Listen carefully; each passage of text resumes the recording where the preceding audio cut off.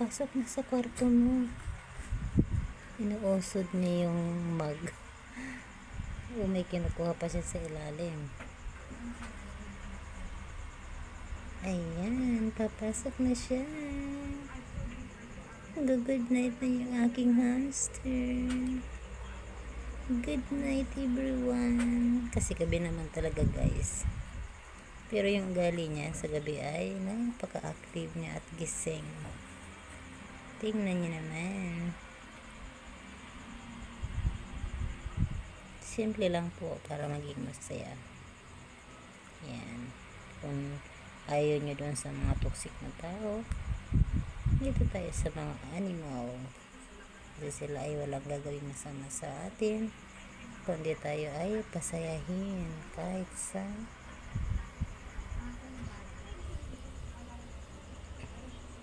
munting bagay at saglit lang, pero tayo ay masaya kung kayo ay animal lover. Sino ang nakaka-relate dyan guys? Yan. Hello Hans. Gusto mo ba magpakita muna saglit? Tingnan natin guys. Yan. Kanina naglinis tayo. At ngayon, tingnan muna natin kung ano yung kanyang ginagawa. At yung pagkain andyan na sa loob ng kanyang bibig, sa gilid ng kanyang bunganga. At maghahanap yan ng pesto mamaya, doon iiponin yung pagkain.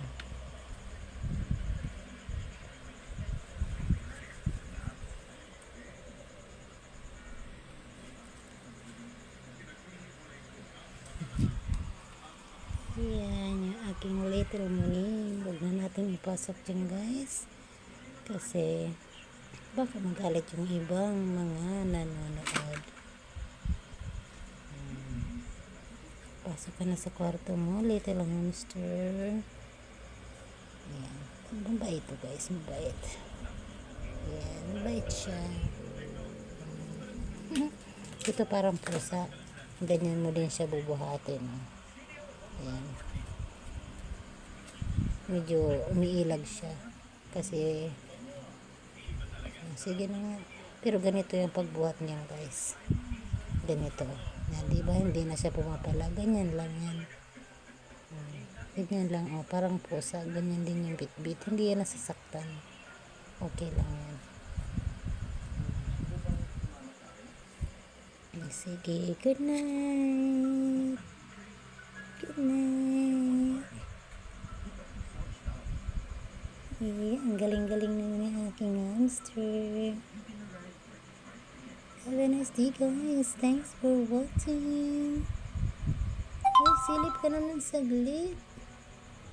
Porque nag-good night ka na. Ayaw mo na sumilip.